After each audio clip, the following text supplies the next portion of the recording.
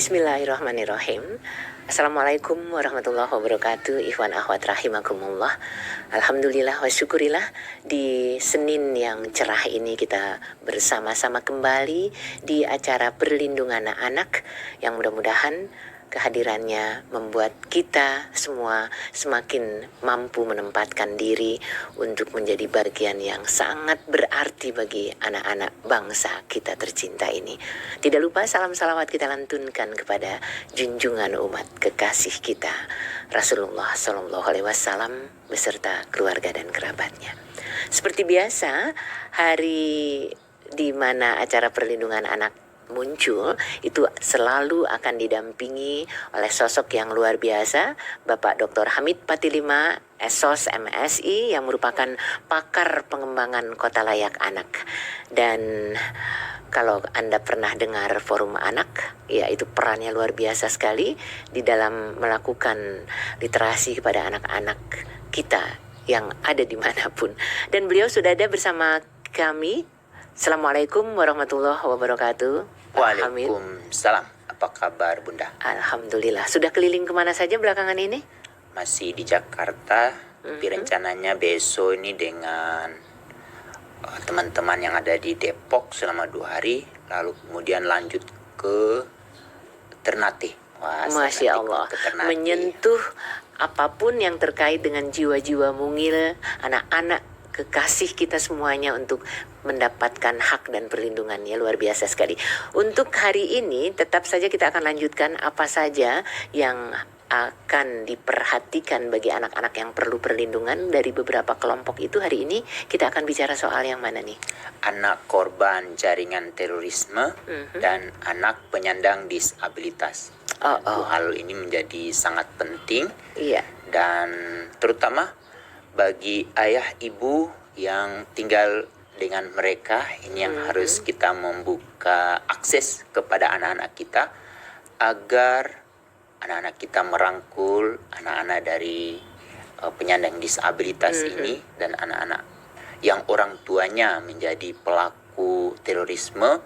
Di sana anak-anak ini juga kalau tidak dirangkul akhirnya dia ada trauma dan akan macam mengikuti juga apa yang dilakukan oleh orang tuanya. Keren banget Ikhwan Akhwat. Jadi penyandang disabilitas, anak-anak yang mengalami hal ini bukan hanya orang tuanya saja yang sangat mereka perlukan, tapi kerinduan mereka akan kepedulian kita, ikut campurnya kita, turut sertanya kita dalam kenyamanan mereka adalah bagian yang sangat-sangat diperlukan. Mari kita simak, silahkan Dok. Terima kasih Bunda. Bismillahirrahmanirrahim. Assalamualaikum warahmatullahi wabarakatuh. Waalaikumsalam. Pendengar Radio Rasil, pemirsa TV Rasil di mana saja berada, terutama yang ada di Kota Batam, Kota Palembang, Kota Pontianak, Kota Sukabumi, di Jabotabek, kemudian Kota Semarang, Magelang, Yogyakarta, Bondowoso, dan Banyuwangi.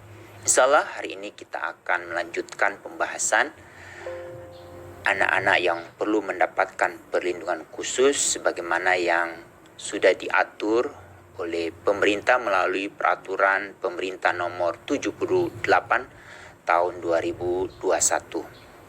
Kali ini kita membahas tentang bagaimana perlindungan khusus bagi anak korban jaringan terorisme dan anak penyandang disabilitas. Yang pertama dulu Bunda, kita bagaimana membahas untuk memastikan perlindungan bagi anak korban jaringan terorisme ini.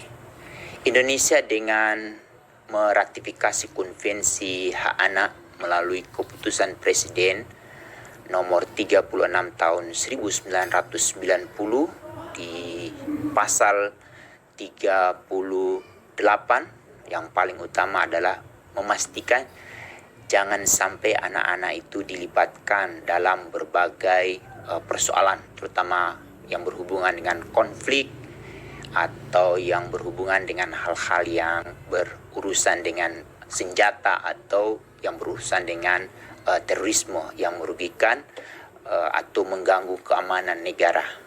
Begitu juga kita sudah meratifikasi satu opsional protokol konvensi hak anak, pelibatan anak dalam konflik bersenjata melalui Undang-Undang Nomor 9 Tahun 2012. Jadi sudah berapa nih undang-undang yang harus dibaca, dipahami oleh ayahanda dan bunda. Dan yang terakhir yang sudah diatur melalui Undang-Undang Nomor 35 Tahun 2014 di pasal 59, dan itu yang kemudian dikuatkan melalui peraturan pemerintah nomor 78 tahun 2021, di mana pemerintah atau dalam hal ini negara untuk memastikan anak-anak korban jaringan terorisme ini mendapatkan perlindungan. Bagaimana Bunda? Kita sudah mengetahui ada kegiatan-kegiatan yang dilakukan oleh teman-teman dari kepolisian, terutama dari Densus 88 yang saat ini juga sangat aktif, dan terakhir yang terjadi di Lampung, di mana ada beberapa orang yang diambil atau dijemput oleh teman-teman dari kepolisian. Yang ditinggal itu adalah ada satu persoalan baru, Bunda Nuning dan terutama ayahanda dan bunda yang ada di sekitar keluarga-keluarga yang mereka itu diantaranya ada yang dijemput oleh Densus 88 dan di sana ada anak-anak. Bagaimana kita harus memastikan anak-anak ini mereka kita rangkul, lalu jangan sampai mereka terdiskriminasi atau dibully, tapi kita selamatkan.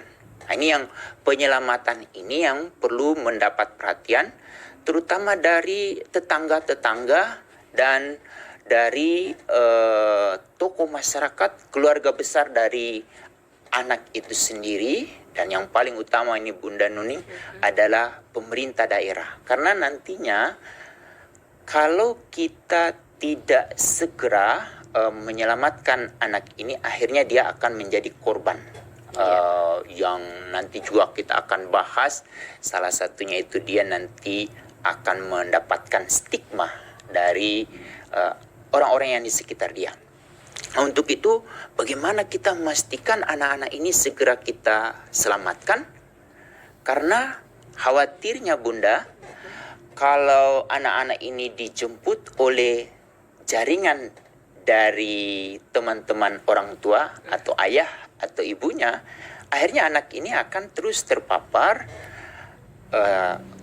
informasi yang berhubungan dengan radikalisme dan terorisme. Ini sudah terjadi Bunda. Jadi di Surabaya waktu dulu 2 minggu saya sebelum datang untuk melakukan verifikasi dan berjumpa nanti dengan Ibu Wali Kota, itu terjadi satu keluarga yang menjadi pelaku bom bunuh diri, dan ada beberapa yang masih terselamatkan. Itu anak-anaknya itu mereka memang sudah terpapar, mereka sampai membenci pemerintah, benci sama polisi, benci sama orang lain yang tidak sepemahaman dengan mereka. Kalau ini sampai terjadi, akhirnya yang dirugikan anak itu sendiri. Dan anak-anak ini sebetulnya mereka adalah anak bangsa yang memiliki potensi yang perlu mendapatkan bimbingan, dampingan, terutama dari keluarga besar. Kalau berharap kepada orang tuanya sudah melatih atau mempersiapkan anak ini bisa saja menjadi pengantin atau bisa saja menjadi pelanjut dari upaya-upaya yang didorong terus oleh ayah ibunya bersama jaringannya. Untuk itu bagaimana kita menyelamatkan anak-anak yang masuk ke jaringan ini. Itu yang pertama. Jadi anak yang memiliki orang tua yang menjadi pelaku tindak pidana terorisme, anak ini akhirnya jadi korban. Dan jangan sampai anak ini dijemput oleh teman-teman orang tuanya Untuk itu, orang yang ada di sekitar anak-anak ini segera merangkul anak ini, menyelamatkan anak ini, sehingga dia terselamatkan dari hal-hal yang merugikan diri dia dan negara ini. Dan yang kedua, Bunda, anak-anak yang terpapar langsung terkait dengan radikalisme. Apa yang harus dilakukan? Ini sebetulnya kerja-kerja yang dilakukan kalau di sebuah kota itu oleh teman-teman yang ada di Kesbangpol. Lalu Bapak Ibu yang ada yang tergabung di forum komunikasi antar umat beragama. Dan di sana nanti ada MUI atau ada organisasi keagamaan yang lain yang terus-menerus memantau. Lalu ini juga menjadi pekerjaan dari Kementerian Komunikasi Informasi untuk memfilter jangan sampai ada materi atau informasi yang tersebar di internet begitu saja atau begitu mudah untuk diakses oleh anak-anak. Untuk itu harus kita terus-menerus memastikan anak-anak ini jangan sampai terpapar informasi. Lalu perlu juga dari Kesbangpol terus-menerus mendiseminasikan pentingnya ideologi Pancasila sejak dari anak usia dini sampai anak itu usia lepas dari 18 tahun, dia sudah menjadi orang dewasa.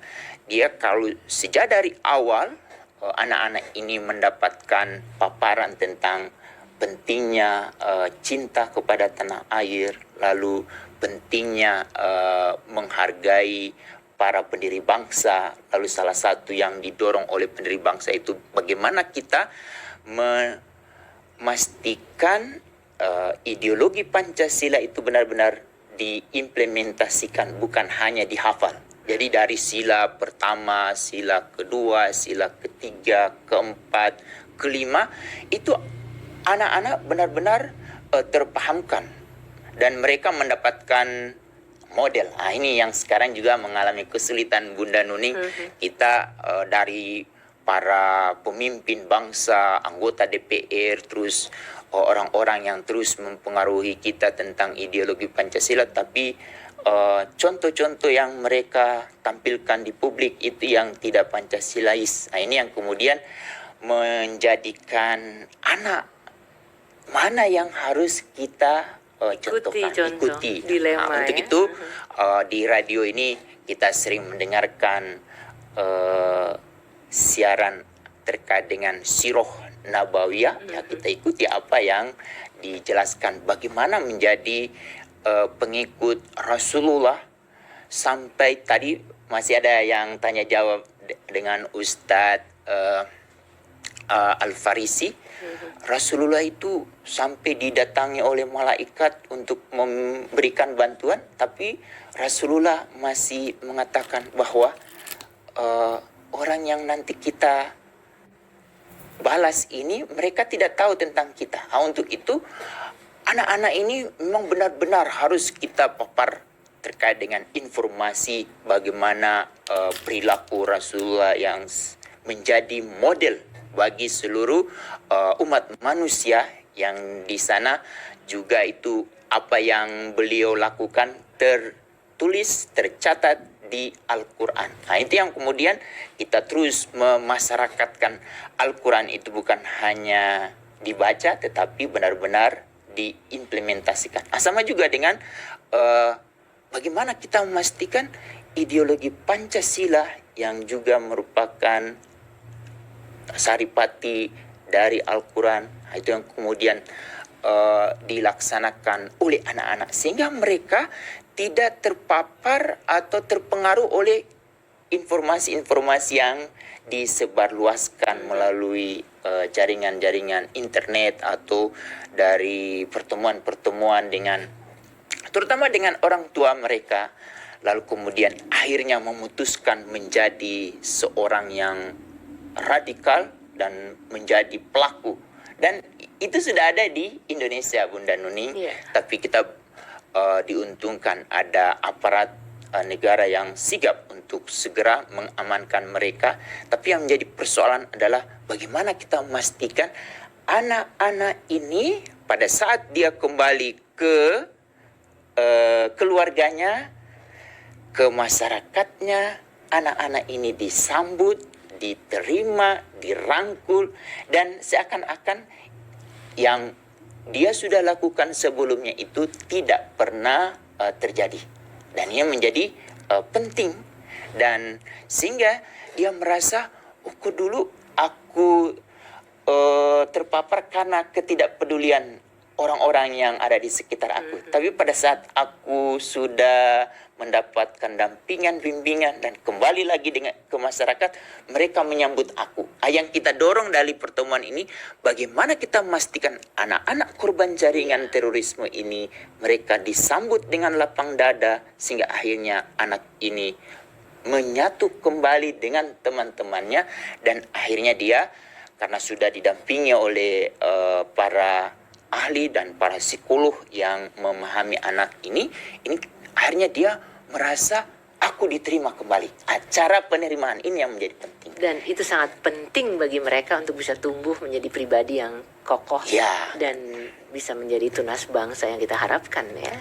Yang ketiga ini adalah anak korban jaringan terorisme yang orang tuanya meninggal karena akibat pemboman. Jadi dia juga menjadi orang yang perlu dibantu, sangat, dan dia perlu didampingi dan perlu dibimbing. Seperti kasus yang terjadi di Bom Bali atau di Marriott atau di beberapa tempat di Surabaya juga, baik itu yang pokoknya ada yang dialami oleh anak itu langsung atau anak-anak itu kehilangan orang tuanya. Ini mereka ada semacam dendam yang ingin mencari siapa yang mengakibatkan ibuku meninggal.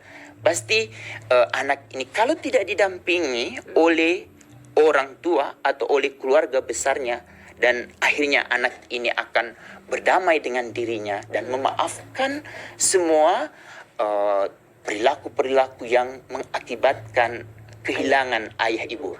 Untuk itu ini menjadi penting, Bunda.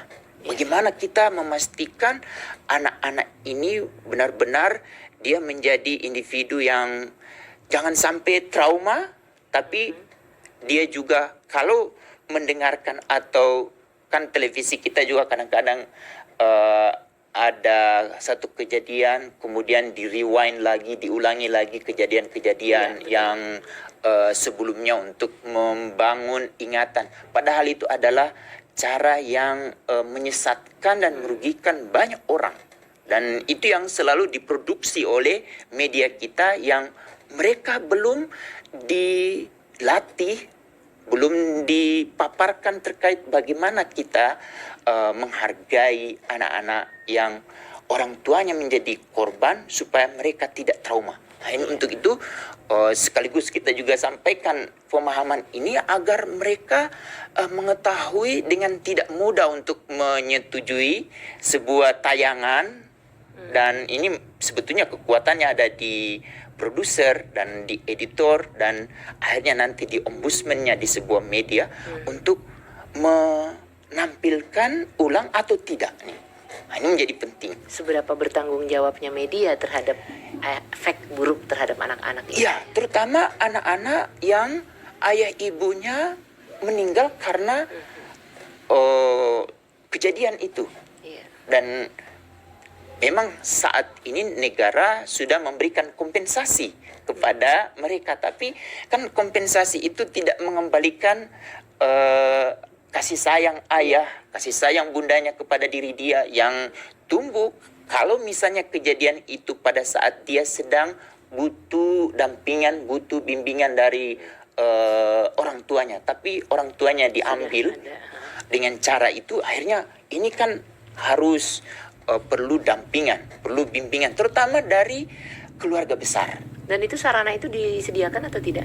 Itu yang kalau di teman-teman yang menangani itu ada, tetapi kan ada yang lost begitu saja.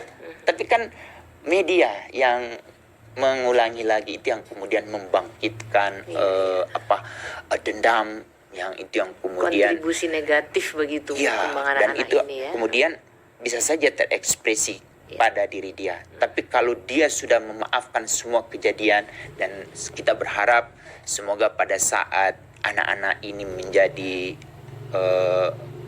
pejabat, dia mengambil kebijakan-kebijakan yang lebih baik lagi agar jangan sampai muncul kejadian-kejadian serupa. Yang terakhir ini Bunda Nuni adalah anak-anak korban jaringan terorisme dari orang tuanya yang menangani para pelaku.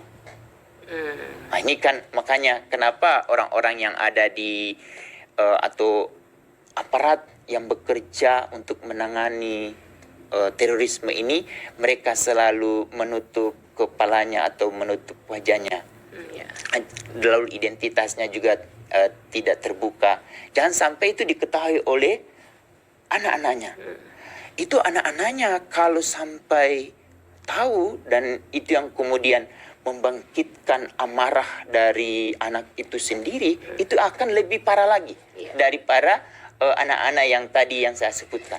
Untuk itu mari ayahanda dan bunda, kalau kita menemukan 4 jenis anak-anak ini di sekitar kita, kita rangkul mereka dan jangan beri ruang kepada anak-anak ini untuk terpapar hal-hal yang membuat kembali mereka kembali untuk mendalami.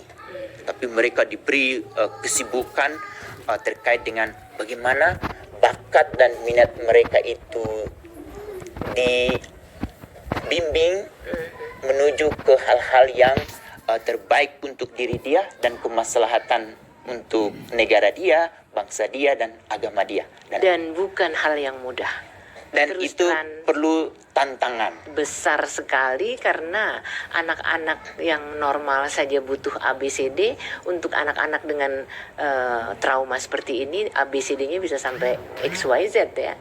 Untuk itu ayahanda dan bunda, kita perlu memiliki referensi yang sama, undang-undang yang saya sebutkan tadi. Kalau bisa menetap atau berdiam di gadget kita, supaya kita baca pelan-pelan.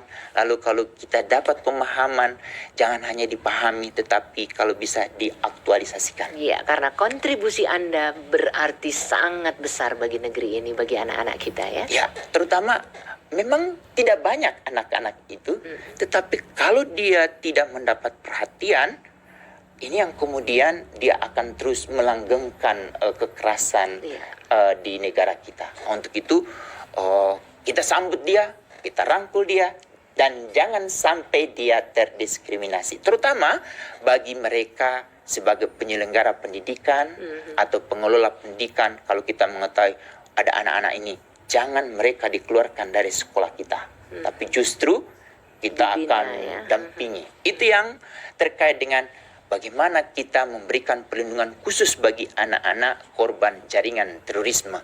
Yang kedua ini bunda adalah memastikan perlindungan khusus bagi anak-anak penyandang disabilitas. Negara ini tidak habis-habisnya dengan meratifikasi instrumen.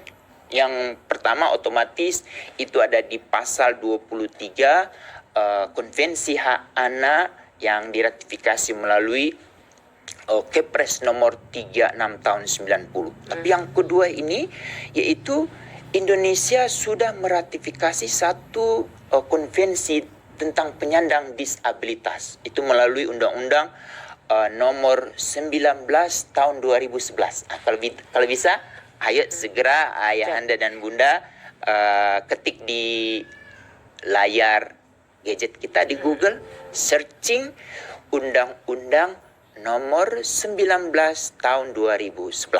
Di sana itu banyak yang akan kita peroleh. Salah satu informasi terkait dengan desain universal. Jadi untuk menjawab pertanyaan kita, kenapa ya di fasilitas-fasilitas publik sekarang, terutama di DKI Jakarta itu, fasilitas untuk akses penyandang disabilitas sudah mendapat perhatian. Iya. Bagi ayahanda dan bunda, itu kan kok hanya di undang-undang, di Quran ada nggak? Nah, untuk itu kita coba buka di Quran, baca di surat Abbasah ayat 1 sampai 5 itu kita dalami itu pelan-pelan. Kenapa betapa pentingnya kita mau menghargai anak-anak penyandang disabilitas. Sudah ada aturan. Aturan agama ada, Aturan pemerintah ada. aturan internasional ada, melalui malah dirangkul melalui Undang-Undang Nomor 19 tahun 2011. 12. Lalu dulu Bunda kita punya Undang-Undang Kecacatan. Tapi karena kita sudah meratifikasi konvensi ini, Jadi berubah. DPR bersama pemerintah, bersama presiden otomatis itu merubah.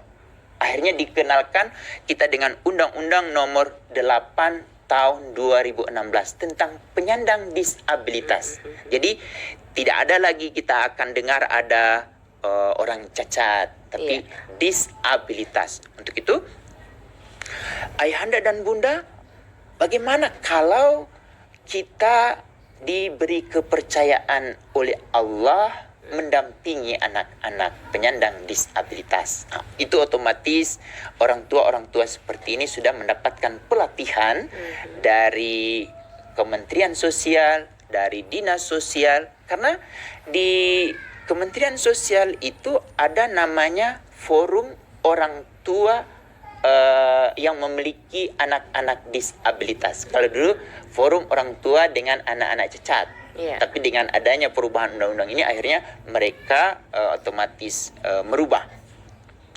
Lalu kemudian apa yang sudah dilakukan oleh pemerintah terkait dengan mereka ini? Hari ini di Papua sedang ada pertandingan PON untuk mereka, para PONS. Jadi kalau untuk abilitas ada PON, untuk disabilitas juga ada. Begitu juga di Asia, di Asian Games, lalu di dunia ada para Olimpiade.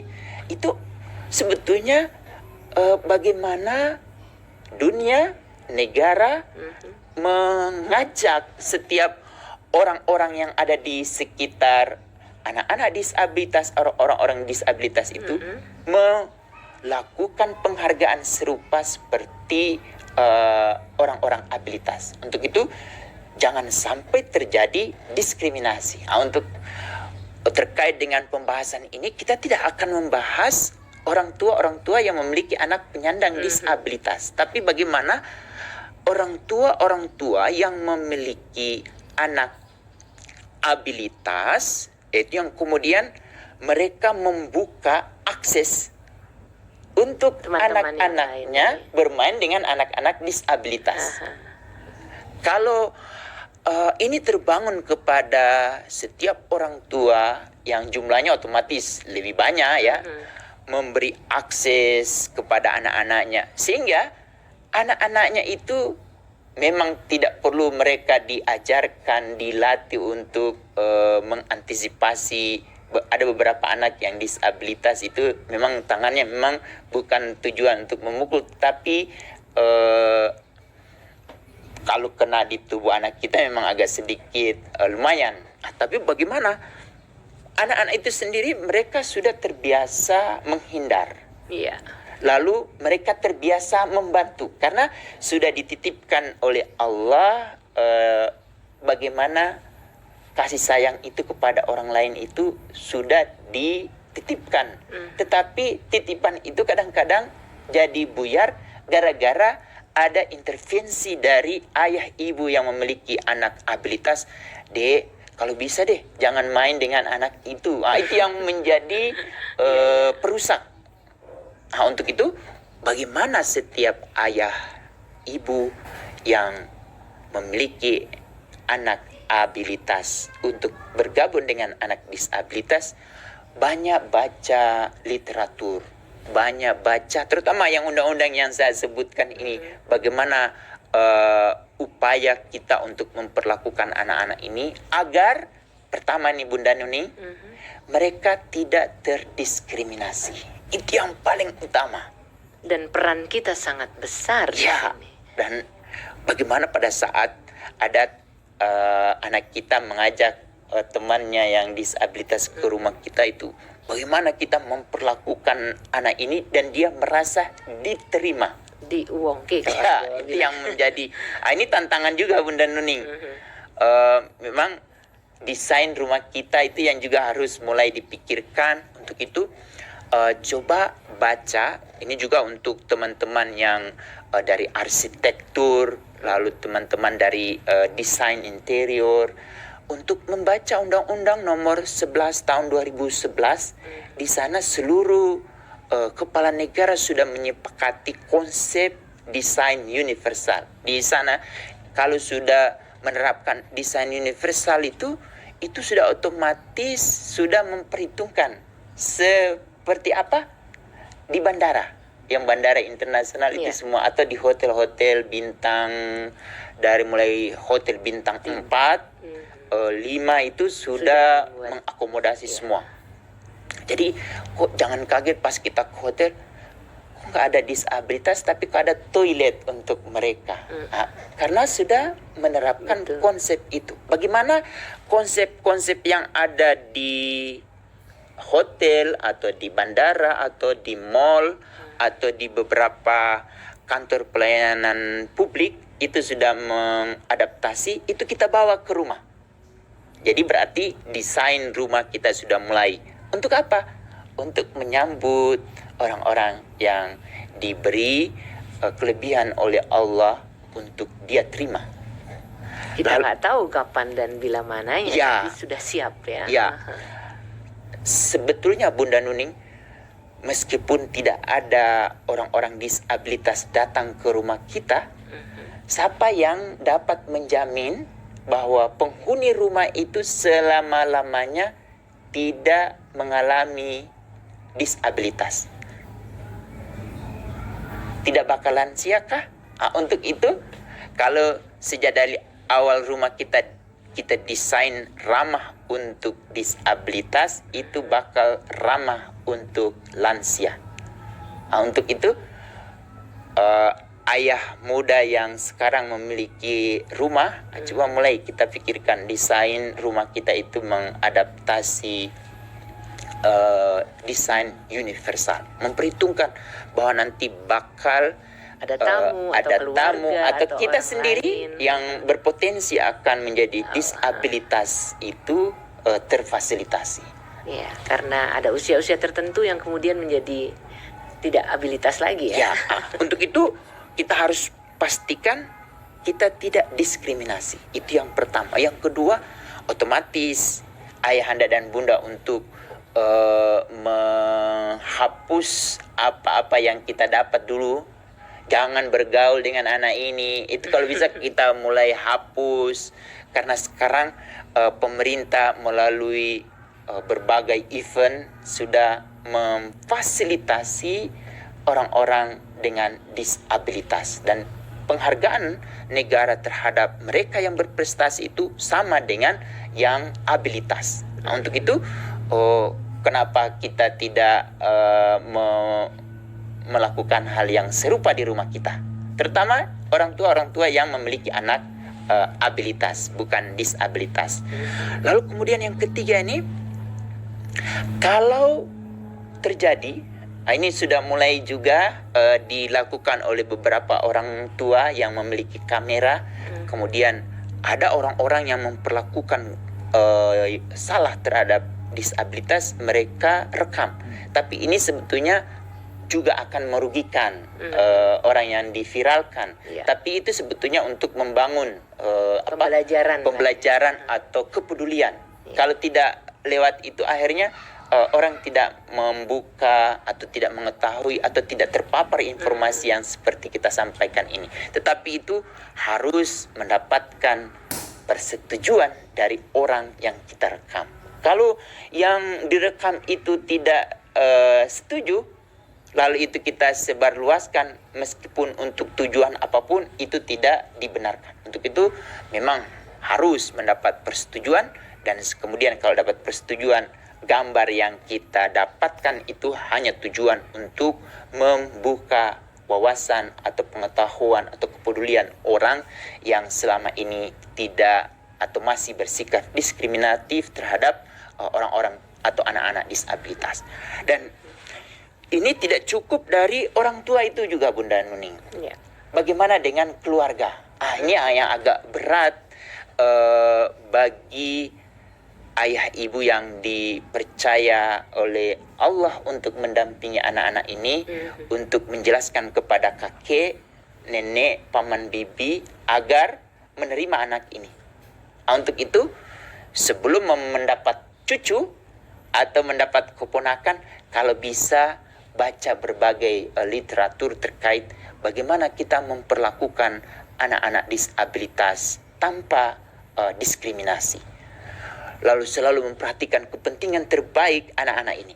Dengan begitu, kakek, nenek, paman, bibi yang mendapatkan kepercayaan ada cucu atau keponakan, kalau bisa dia diperlakukan sama seperti cucu-cucu atau keponakan yang lain tiba di rumah. Untuk itu, kalau bisa dia disambut lebih awal, Bunda Nuning. Jangan sampai si ayah ibunya ini tidak berani bersilaturahim ke kakek bagian ayah atau kakek bagian ibu, karena di sana mereka tertanam dengan bahwa mereka adalah orang yang benar-benar tidak disabilitas. Kalau yang disabilitas, ada mitos-mitos yang berkembang di masyarakat dan itu diyakini, itu yang berbahaya. Untuk itu mereka orang tua ini harus juga memberi akses kepada kakek, nenek, paman, bibi, tetapi sebelumnya kita harus kapasiti mereka. Lalu kemudian yang ketiga ini, Bunda Nuning, adalah Pak RT. Pak RT, Pak RW. Kalau saat sekarang di lingkungan kita belum ada anak-anak yang disabilitas, tapi itu bukan jaminan. Iya, siapa tahu kan? Siapa tahu akan terjadi sesuatu.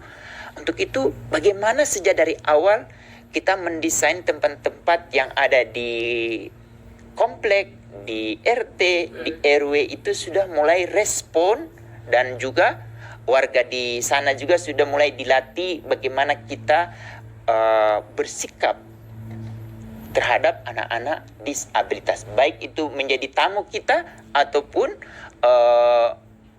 di antara warga itu ada yang disabilitas. Jadi intinya anak-anak disabilitas itu, Bunda Nuning, mereka diterima dengan lapang dada dan mereka tidak mengalami diskriminasi. Dan terakhir, Bunda Nuning, adalah para tokoh masyarakat untuk terus memberikan informasi bahwa anak-anak disabilitas itu bukan sesuatu yang bermasalah, tetapi sesuatu yang diberi kepercayaan oleh Allah kepada kedua orang tua yang beruntung.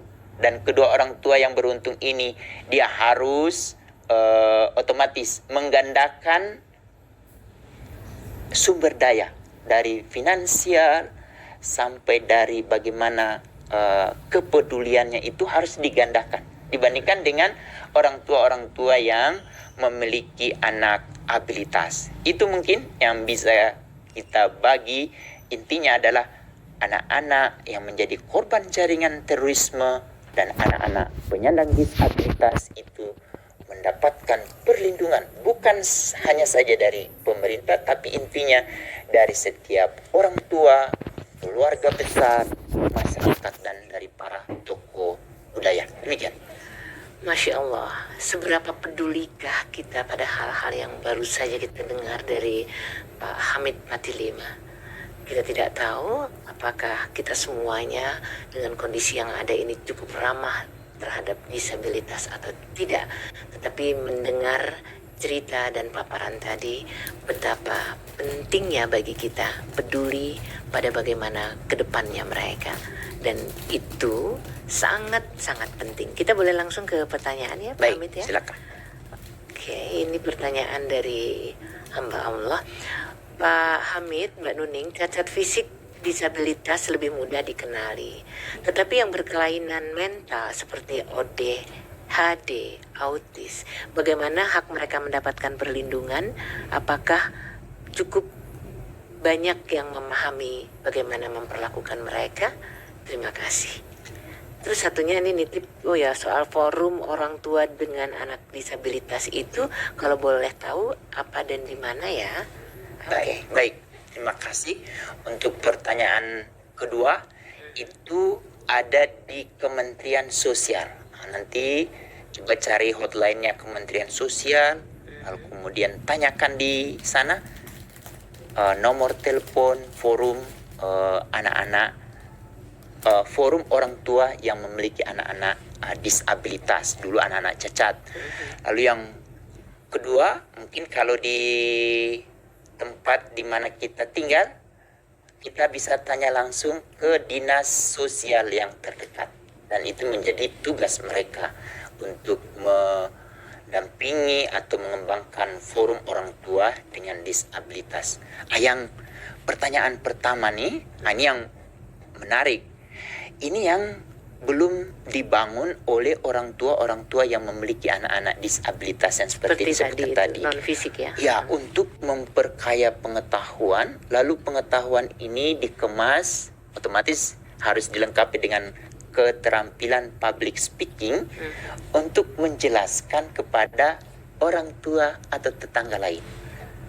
Jadi ini butuh satu upaya untuk terus-menerus kita jelaskan bahwa anak saya seperti ini, berharap ayah ibu dapat memahami dan menerima, dan ini tidak cukup hanya sehari. Baru sekali lalu kita langsung kena didamprat. Ibu tidak tahu bahwa anak saya kemarin mengalami tindakan oleh anak ibu. Saya harus tuntut, tapi kan dia tidak bisa menuntut. Untuk itu orang tua yang kadang-kadang tidak memberi akses kepada anak-anaknya untuk bermain dengan anak-anak kita, itu karena mereka tidak memiliki informasi yang banyak. Ini sebetulnya tugas dari orang-orang yang dipercaya oleh negara, yaitu Kementerian Sosial, lalu Kementerian atau Dinas Sosial, dan di sana ada pekerja sosial. Tapi Bunda Nuni, perlu kita ketahui pekerja sosial itu mereka terbatas, dan itu yang memproduksi, sekolah yang memproduksi pekerja sosial juga terbatas. Yang orang-orang ini seharusnya yang akan tampil, tapi tidak cukup. Untuk itu inisiatif dari kita sebagai orang pembelajar, kita searching dari 15 item yang kita bahas setiap minggu ini, dan kebetulan hari ini terkait dengan bagaimana ya kita harus memperlakukan anak yang disabilitas. Kita cari itu informasi baik yang dalam bahasa Inggris atau dalam bahasa Indonesia atau di YouTube. Sudah mulai itu YouTube itu ada yang dikembangkan oleh UNICEF. Bagaimana seorang anak yang disembunyikan di belakang pintu, lalu kemudian oleh semua warga itu meminta jangan hanya disimpan di belakang pintu. Dan jadi akhirnya anak ini diakseskan ke berbagai tempat bermain. Tapi yang perlu mendapat penekanan adalah teman-temannya kalau berhadapan dengan anak seperti ini harus bagaimana? Harus seperti apa? Itu yang kemudian perlu mendapat pelatihan. Yang kegiatan-kegiatan seperti ini kalau kita menunggu dari pemerintah lama. Jadi jemput bola harus. Kita harus inisiatifnya seperti yang kita lakukan di Radio Rasil untuk menjelaskan ini. Tidak ada yang meminta kita, tetapi karena kita memiliki informasi terkait ini dan juga ada amanah dari Undang-Undang 35 tahun 2014, yaitu di pasal 72. Kalau bisa Bunda di rumah coba ambil Undang-Undang 35 tahun 2014 tentang perlindungan anak, langsung buka itu di pasal 72 lalu ayat 3 item A. Apa itu Bunda diminta oleh negara? Apa? Kita diminta untuk mensosialisasikan apa yang kita ketahui, lalu kemudian orang yang kita sosialisasikan ini merasa belum cukup. Itu si orang yang memiliki informasi itu bisa diminta untuk melakukan membuka kelas, jadi mengedukasi. Jadi akhirnya nanti ada kelas-kelas atau sosialisasi dulu di RT atau RW.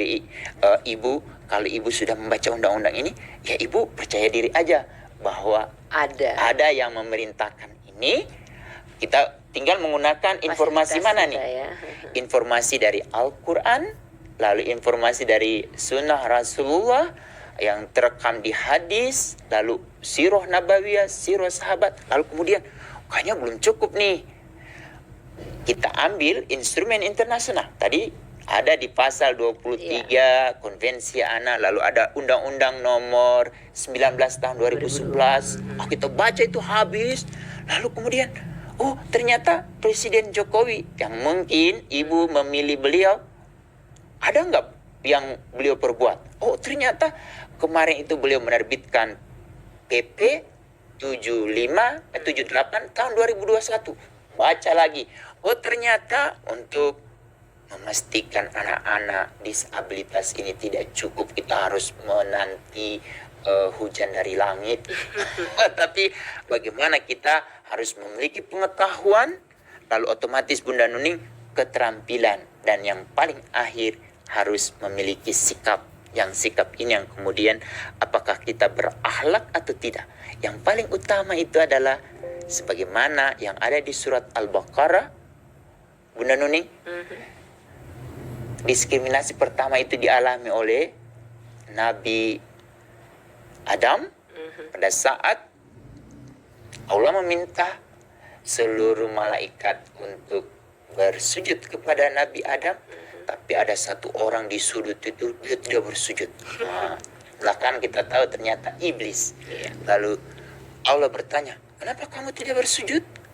Saya kan terbuat dari api, sedangkan Nabi Adam dari tanah.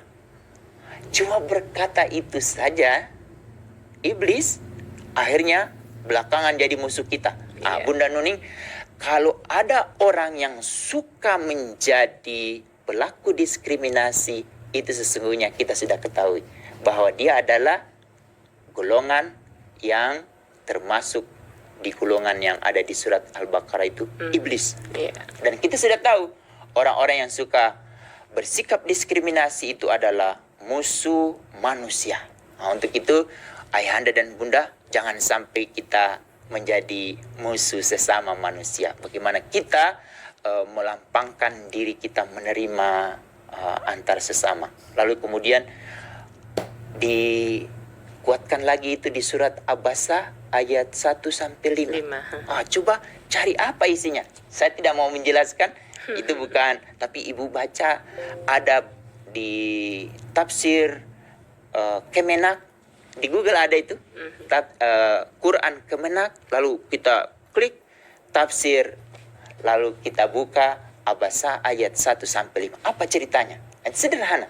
Di sana cuma Rasulullah mau memilih tamu ini atau tamu yang kedua. Dan akhirnya kita hari ini mendapatkan pengetahuan ternyata apa yang diatur di Al-Quran, kemudian dikuatkan di instrumen internasional oleh Indonesia, juga sudah diatur di undang-undang yang disusun oleh siapa? Oleh presiden yang kita pilih dan oleh DPR yang kita pilih juga. Lalu siapa lagi yang harus melaksanakan ini? Tiada lain adalah kita sendiri. Semua. Kalau menunggu dari pejabat pemerintah menjelaskan materi ini, sampai habis negeri ini kita tidak akan dapat. Untuk itu inisiatif dari kita sendiri. Jemput bola, cari informasi. Kalau tadi dikatakan untuk forum orang tua dengan anak cacat, tanyakan pada Kemensos. Itu jadi telepon saja ke searching di Google tanya. Bisa. Forum komunikasi orang tua dengan anak disabilitas. Itu akan keluar kecuali kalau kita tidak punya paket lain lagi. Oke, ini pertanyaan berikutnya, kepada siapa mengadukan anak yang membutuhkan dukungan moral karena kehilangan orang tua terkait terorisme? Kami tetangga memang tidak punya hak untuk mengambil alih begitu saja kan? Ya. Mengadukannya kepada siapa? Iya. Ayahanda dan Bunda, terima kasih pertanyaan menarik. Tolong ini dicatat nomor telepon. Sapa 129. Jadi yang kita tekan nanti di telepon kita 129. Kita laporkan ke sana. Di sana ada Kementerian Pemberdayaan Perempuan dan Perlindungan Anak, dan nanti di sana ada ASDEP khusus yang menangani hal-hal yang kita bahas hari ini.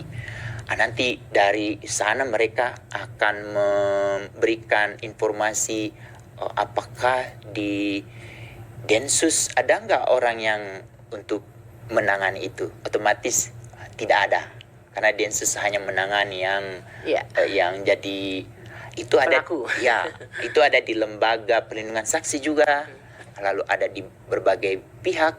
Tapi intinya laporkan dulu di 129 atau WA. Ternyata WA-nya itu 08111. Jadi ada 3 kali satunya. Kalau kemarin kita sosialisasikan hanya 2, Bunda. Ternyata 08111. Iya, ada 3, kemudian 129 129.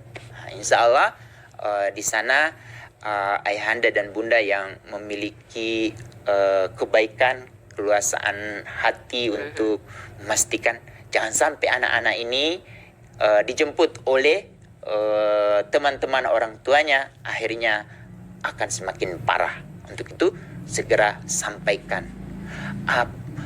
Muncul pertanyaan, apakah identitas kami akan... Nah, itu yang kadang-kadang bimbang.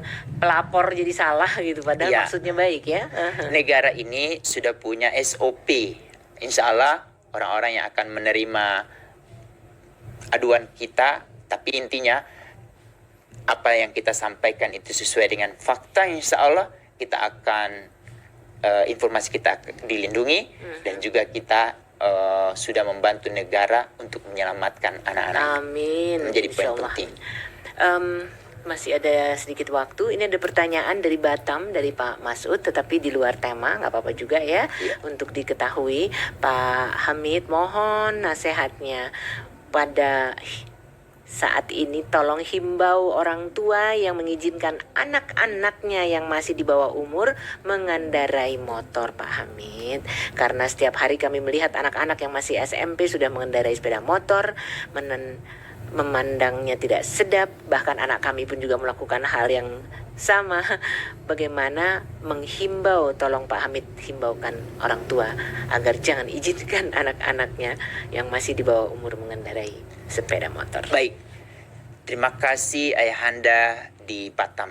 Sekarang WHO itu sudah mempublikasi bahwa sumber kematian tertinggi itu adalah kecelakaan lalu lintas. Dan yang banyak yang dirugikan itu termasuk anak-anak, kelompok usia anak. Dan kalau mereka langsung mengalami kecelakaan langsung mati, negara tidak rugi berkali lipat. Yang jadi rugi berkali lipat itu adalah pada saat mereka menjadi disabilitas, baik itu ringan maupun besar, dan itu akan merugikan diri mereka. Untuk itu apa yang harus kita lakukan? Ayahanda dan bunda, kalau kita memiliki kendaraan, kita diskusikan dengan anak-anak kita, dan di sana kita sepakati bahwa yang dapat mengakses sepeda motor itu hanyalah mereka yang sudah sesuai dengan aturan. Untuk itu, bagaimana supaya anak-anak dan orang tua ini mendapatkan pemahaman detail tentang aturan itu? Orang tua sebetulnya dapat membaca Undang-Undang Lalu Lintas nomor 22 tahun 2009. Tapi banyak aturan lagi. Kebetulan saya pernah menyusun cara aman bersekolah, lalu menjadi polisi cilik atau polisi sahabat anak. Di sana sebetulnya informasi itu menguatkan orang tua untuk mengkapasiti anak-anaknya. Tetapi kadang-kadang orang tua informasinya suka mengalami tantangan dari anak-anak. Nah, untuk itu ayahanda dan bunda di Polres ada satuan yang berurusan tentang lalu lintas. Kalau bisa undang ke masjid kita. Anak-anak mendengar dari mereka langsung. Ya, jadi ceramah. Jadi di Polres itu Bunda Nuning ada Polwan, ada Polki, yang ada direktorat lalu lintasnya, yang pekerjaan mereka itu yang paling mereka sukai adalah keliling ke tempat-tempat di mana orang mau butuh informasi terkait dengan. Mempersuasi jadi ya. Untuk itu telepon mereka, undang.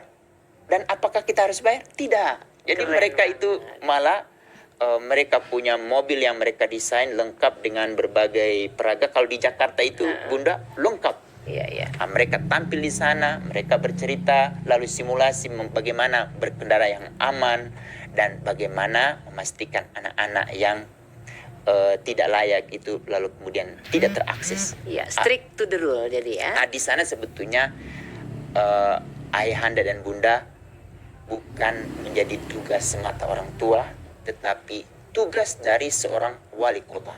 Jadi wali kota yang hebat itu seperti bupati di Klungkung Bunda Nuning.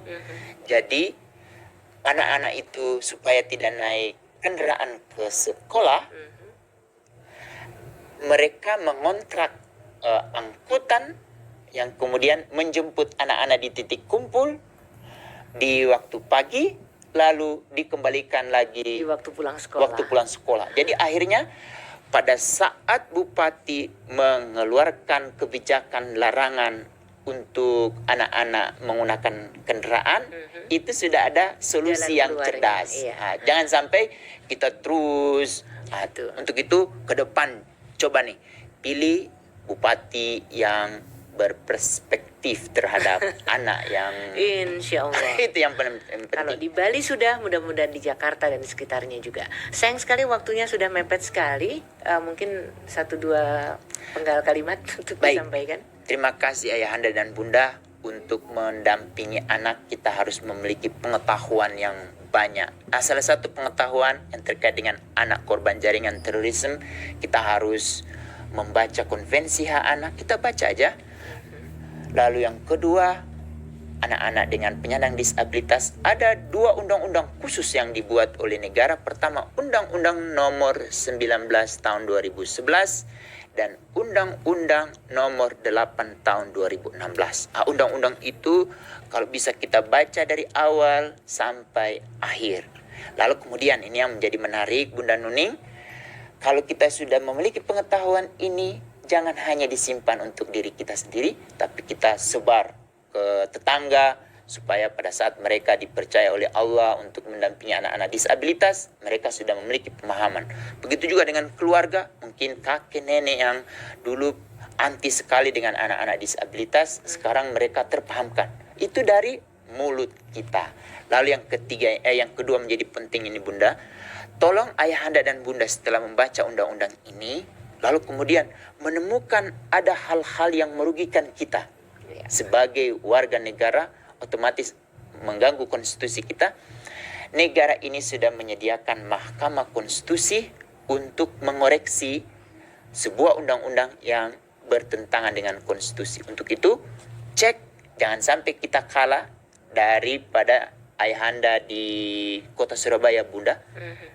Beliau pekerjaan sehari-hari sebagai tukang parkir. Pada saat mengurus akte kelahiran, ada undang-undang yang menurut beliau itu merugikan seluruh ayah ibu. Akhirnya dia lapor ke Mahkamah Konstitusi.